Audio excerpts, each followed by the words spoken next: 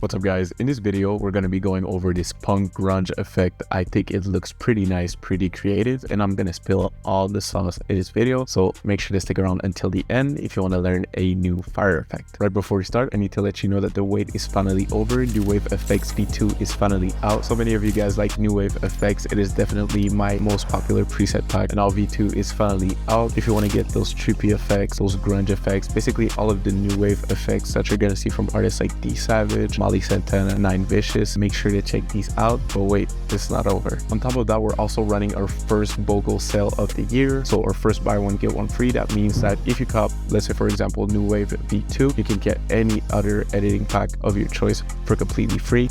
It's not lasting for a long time, so make sure to take advantage of that. Now without further ado, let's get right into the video. So this is gonna be our end result right here. You get this crazy punk grunge effect. It looks very fire. I love the grunge on this. So without further ado, let's get into it. So this is the original clip. It is from a 9 Vicious music video. You should check him out. He's really fire. He's been coming up like crazy. So the first thing we're gonna do is create an adjustment layer in which we're gonna put all of the effects on there, and then we're gonna go to effects and presets and type add grain. So that is gonna help us really add the grungy effect we need. So you want to make sure that the viewing mode is set to final output, and then we're going to increase the intensity right here and also the size of it to something like 2.6, let's say. I think that looks fine for now. Now the next effect we're going to use is the curves effect. Let's go and select the curves effect.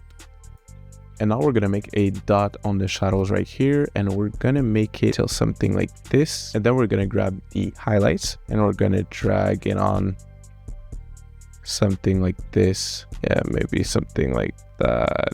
There we go, really fire. Now we're gonna emphasize a little and really get that grungy effect by using the levels effect. Let's get it. So we're gonna go to effects and presets. We're gonna type levels and we're gonna drag it on right here. So this is pretty subtle, but basically you can play around with this if you want a more hands-on effect. The grain was pretty soft, and now as you can see, it makes it more grungy. There we go. That is what we're looking for right here.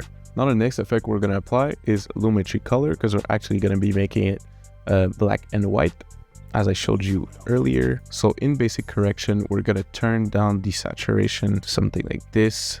There we go. So now we have this.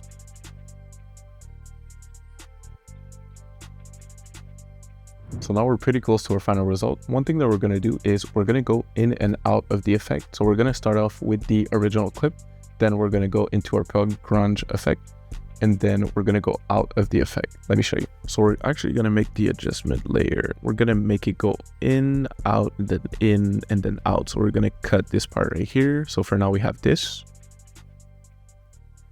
It's pretty nice, but it's definitely lacking a transition. So, and by the way, this punk grunge effect is one of the presets out of the New Wave Effects V2 preset pack.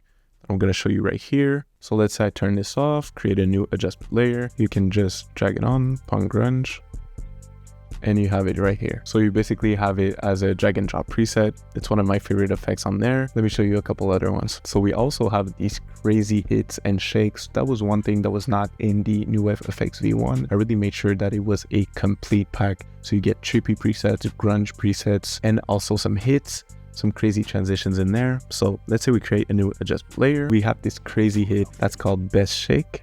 We're going to drag it on, and now you get this insane hit. Let's have a look at it. And this is crazy. Like, this one is really crazy to me. Like, it's really like bouncy, and it doesn't take like any GPU at all. Easy drag and drop process. Really cool. We even have this crazy camera flash one. So for this one, you actually don't need to make an adjustment layer for it or anything like that. With nothing selected, you can just press twice on this, and it's gonna create a shape layer and create like this really cool camera flash effect that's been trending all over the new music videos, fan edits, really crazy. So if I place it in the middle of the two clips, we're gonna have this. Really clean. Just like a shutter flash effect. With that said, let's look at our final result.